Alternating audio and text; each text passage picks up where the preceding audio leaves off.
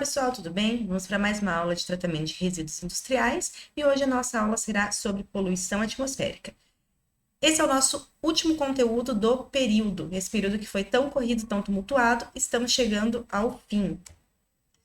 Então, lembre-se da nossa pirâmide, estão aí com o elemento combustível de vocês, força, disposição, ânimo para aprender e vão anotando todos os detalhes.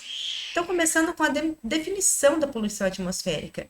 A poluição atmosférica, assim como qualquer outro tipo de poluição, agora nós estamos falando no ambiente, né, na questão do ar, ela vai ser caracterizada pela presença ou pelo lançamento no ambiente atmosférico de substâncias que vão possuir concentrações suficientes aí para prejudicar a saúde, a sobrevivência tanto do homem, animais, todo o sistema envolvido ali nesse meio onde está sendo atingido por essa poluição.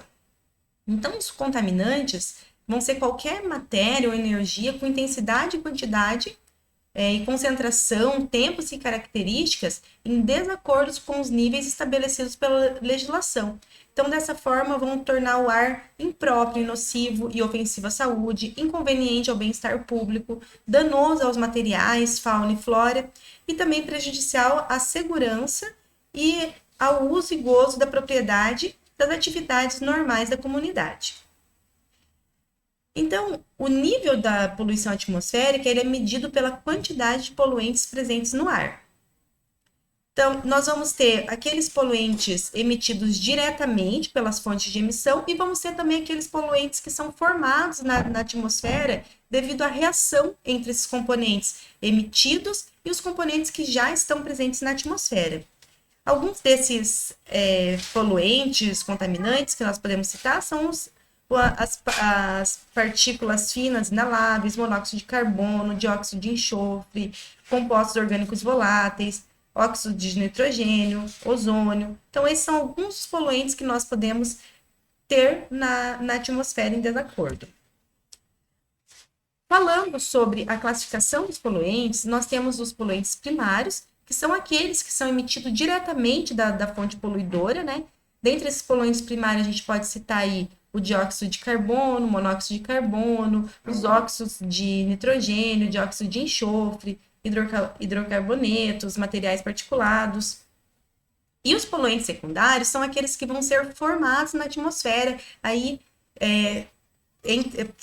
sendo formados através da reação entre esses componentes primários e os componentes já existentes na atmosfera. Então, alguns exemplos desses componentes são, por exemplo, o trióxido de enxofre, que pode ser formado aí por meio da reação entre o dióxido de enxofre e o oxigênio presente na atmosfera, o ácido sulfúrico, que pode se formar entre a reação do trióxido de enxofre e o vapor da água, também presente na atmosfera, e o ozônio, que é ocasionado pela reação entre os óxidos de nitrogênio e o oxigênio da atmosfera na presença de luz solar. Então, um efeito clássico da reação aí dos poluentes primários com os componentes já presentes na atmosfera é a formação da chuva ácida. Então, nós temos aqui a emissão, né, de poluentes por fontes poluidoras, como, por exemplo, indústrias, automóveis, entre outros. Esses poluentes eles vão ser lançados na atmosfera e reagindo aqui com os componentes já presentes, água, a luz solar, que também contribui para essas reações, o oxigênio aqui presente, a gente pode ter, por exemplo, a formação do ácido nítrico, a formação do ácido sulfúrico, e quando a gente tem a chuva, a precipitação, né, essa chuva ela vai ter essa característica ácida, e por isso que vai ocasionar aí a degradação de árvores, esculturas, né, propriedades em geral. Aqui tem uma figura que vocês conseguem observar esse ciclo, né, do lançamento dos poluentes primários e secundários e a formação desses poluentes secundários. Aqui vocês já conseguem observar o que eu vou estar falando, que eu vou falar nos próximos slides sobre as fontes de poluição, que elas podem ser móveis, por exemplo, os automóveis lançando poluição para a atmosfera, e as fontes estacionárias, como por exemplo as indústrias. Entrando nesse tópico que eu já acabei abordando no slide anterior, as fontes fixas ou estacionárias são as fontes, como o próprio nome já diz, que elas estão sempre no mesmo lugar. Então, é interessante que essas fontes poluidoras, né, ou potenciais poluidoras, elas são fáceis de serem rastreadas. Então, isso é uma característica importante, serem rastreadas, serem monitoradas. Exemplos de poluições fixas ou estacionárias são as indústrias em geral.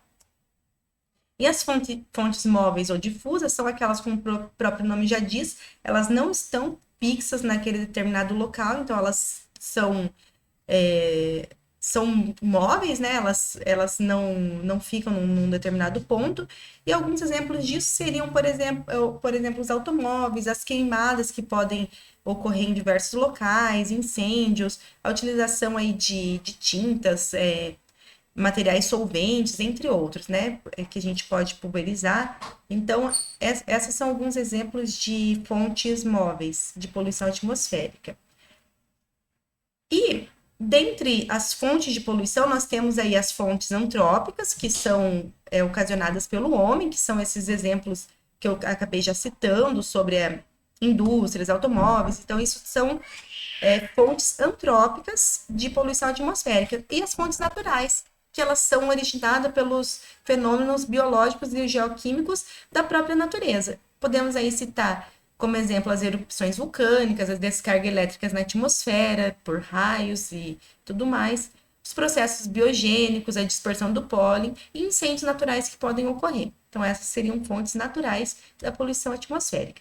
Então, uma curiosidade, só para a gente ter a noção do quão importante é o ar na nossa vida, na nossa sobrevivência, nós temos que um homem consome por dia cerca de 15 kg de ar. Em contrapartida, 2 kg de água, nas melhores das hipóteses, né? E 1,5 kg de alimentos. Então, se a gente for reparar, nós precisamos cerca de 10 vezes mais ar por dia do que água e alimento.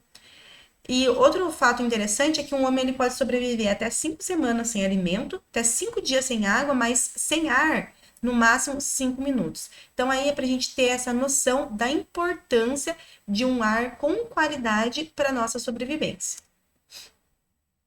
E a poluição atmosférica, ela causa grandes danos, grandes efeitos sobre a saúde de animais, seres humanos, causa danos também no solo, nas vegetações, nos materiais, conforme eu já falei sobre a chuva ácida, por exemplo. Causa também danos e alterações nas propriedades da atmosfera, alteração do clima, visibilidade, radiação solar. Então, assim, a gente tem uma grande repercussão devido aí à poluição atmosférica, uma grande repercussão em todo o ecossistema. Os efeitos da poluição atmosférica, eles podem ser locais, como, por exemplo, a formação dos smog fotoquímico industrial, e também a soma dessa poluição local, né, ela vai se repercutir nas características globais, como, por exemplo, o efeito estufa, a redução da camada de ozônio, né, que é decorrente do efeito estufa.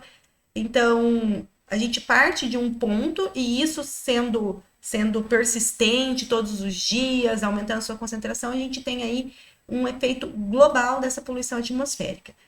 Citei no slide anterior sobre smog, então o que é o smog, né? O smog é a junção formada pela poeira e pela neblina. Então a gente vai formar aí como se fosse uma camada sobre a nossa cabeça, vamos dizer assim. Exatamente isso, porque muitas vezes esse smog ele está muito próximo do solo, né? Dependendo da sua concentração, sua densidade ali, ele fica muito próximo mesmo. É aquela neblina bem pesada, bem escura, e aí vai depender se ele é industrial ou fotoquímico, para a gente ter essa mudança de coloração. Então, o smog industrial, ele vai ser aquele de coloração cinza e vai ocorrer, por exemplo,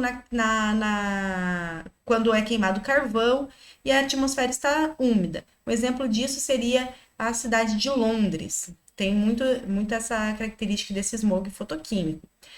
Smog industrial, desculpa. E o smog fotoquímico é aquela fumaça castanhada que ocorre na presença da luz solar, agindo sobre os poluentes veiculares, por exemplo. Ocorre também aí na cidade de Londres, São Paulo, nas grandes cidades em geral, e que tem aí a presença da luz solar.